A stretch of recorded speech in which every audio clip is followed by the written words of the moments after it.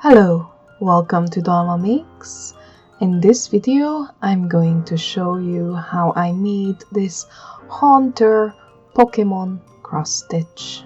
I got the pattern from Mockingbird Stitching on DeviantArt. I will leave a link in the description. So first off, I'm looking at the color chart and I'm going through my supply of embroidery threads and I'm picking out the right colors. This is a fairly simple design and thankfully I managed to find all the colors that I needed in my existing stash. I'm going to be using a plastic embroidery hoop and the cross stitch fabric. This is a fairly small close tight one.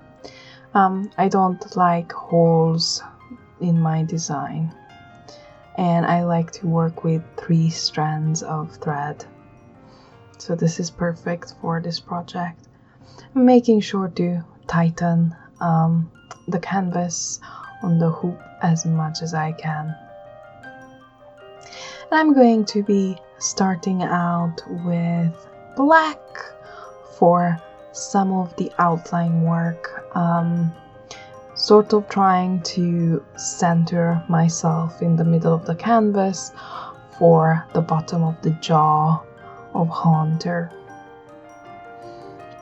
And I'm going to be zipping quite quickly through most of the actual stitching because it's not that interesting to just watch, but I do want to show you how it sort of comes together like pixel art. As you can see at the very beginning, it just kind of looks like amorphous blobs of things, but it's slowly starting to take shape. And I'm going to be working with one color at a time. After I finished all the black bits, I switched to this gray thread and I'm sort of finishing some of the outline and it's already starting to look like the actual Pokemon. And I switched to my darkest purple and I start filling in some of the spaces. This project took me many hours to complete. I actually took a break of a few months in between starting it and finishing it, but it's the sort of project that I have going on the background while I'm doing other things, just while watching a movie or listening to an audiobook. Is just something nice to keep my hands busy with, and it's more of a relaxing activity than a really intense one.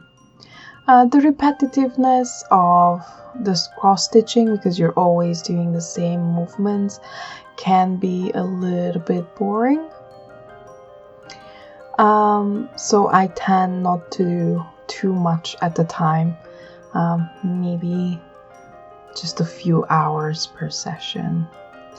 But most of the time I'm not spending the time sitting at my desk. I will be in more comfortable places, so I haven't actually filmed the whole progress of this project. I'm just sort of checking in every time I got to sort of like a checkpoint when I finish the color or a shape. And as you can see, Haunter is coming together pretty quickly. Of course, I've cut out a lot of stitching. The pixels are actually quite small on this. I'm finishing with the whites of the eyes and Haunter himself is done. Now I wanted to have an interesting background that's not overwhelming, that's still going to put Haunter in the focus. So inspired by the original collector's Pokemon cards, the special ones often had holographic backgrounds. So I actually went online and bought some holographic thread. Now, as I found out, this is not actually thread. It's basically a very, very, very thin strip of plastic, and you can actually embroider with, but it's flat like a ribbon, so it's very finicky, and you actually need to be very careful to make sure that it lays flat with every stitch that you make, and it's not easy to work with. So this part was actually quite tedious and not my favorite. Doing the stars took me weeks and weeks. But I think the final result is worth it, because you can't get that holographic shine any other way. Now, to fill in the background, I'm going to be using a very dark blue first. I want those holographic stars to really stand out, and I also wanted to avoid purples, so that Haunter stays as the most interesting thing. So I picked 3 shades of blue, and I'm sort of mimicking the reverse of a light source, so that it almost looks like Haunter itself is a darkness source. You will see in the end what I mean. Doing the backgrounds was quite labor intensive, and I've actually used up almost 3 whole bundles of embroidery thread. The darkest blue, the middle, were completely gone, and about half of the lightest one. So I picked out a lighter color that, in my opinion, works well with my existing ones, and I'm just filling in the rest of the background. At this point, I'm switching to my lightest color and finishing off everything that I have left. Unfortunately, I chose an embroidery hoop that was actually too small, so I couldn't finish the corners, and I had to take the canvas off the hoop. Doing the cross stitch this way is a little bit more difficult, because not having that tension makes it harder, because I have to pull the canvas taut with my other hand, which was making my fingers cramp up. But hey, lesson learned for next time. And I only have 2 little teeny tiny corners left, and here we are, the last stitch has been made. Of course, I worked away my threads at the back as best as I could. I wanted to mat this canvas on a piece of foam core so that it's actually taut and flat forever, and it's kind of like on a solid base and not flimsy. So I just measured a piece of foam core that's going to be exactly the right size. I had to trim a little bit from the sides because I wanted it to be stretched just like a painting canvas. So when I got the right size, I'm just going to be using some sewing pins, and because the foam core is foam inside, I can actually do this quite easily, and I can stretch the little piece of canvas equally on all sides before starting to glue it down. I'm just a little bit finicky about having things even at that 90 degrees. So this really helped calm that. After that, I'm just using a straight up PVA glue from the bottle and a brush, and I'm applying a generous amount of glue to the very sides of the foam core and a little bit to the back, but I'm not putting any onto the front, to the back of the embroidery.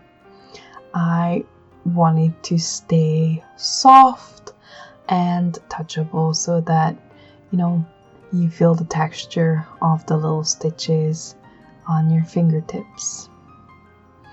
So after I glued it, I left it pinned until it completely dried, and I'm also trimming off some of the excess canvas from the back. This is just for aesthetic purposes. And after that, I'm removing all the sewing pins. They have done their job. Now the canvas won't go anywhere, so it's done. I also wanted to frame this little piece, and originally, as you see, I thought I'm going to use some coffee stirrers that I would have painted black. And I even started measuring and cutting the coffee stirrers. It wasn't a bad idea, but I realized they really are just a little bit too narrow. If they were 2 millimeters wider, they would have made the perfect frame, but I just wasn't happy with them. So I came up with this idea of using some paper straws. I had this pack of paper straws in my stash. Yes, they are very shiny and metallic, but they are going to get painted. So I'm just slicing through the side of the paper straw and gently working it apart with my fingertips.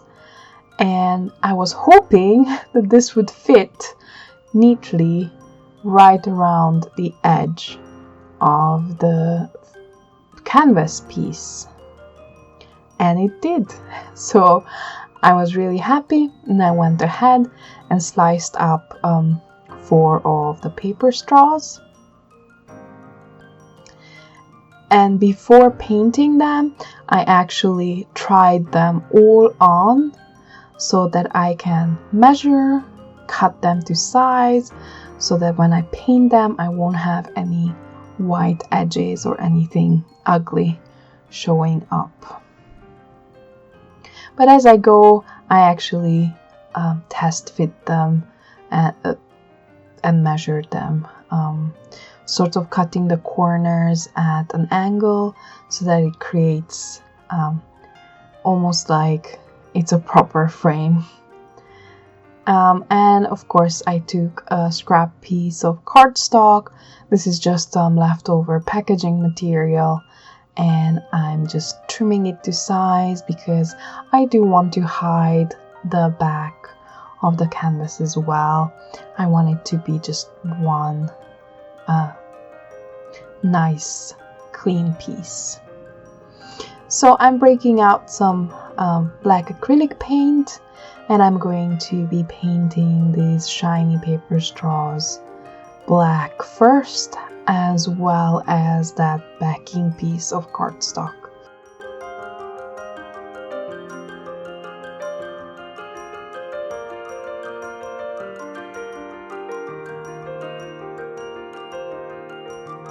I've actually done 2 layers on the paper straws because they were shiny and a little bit slippery.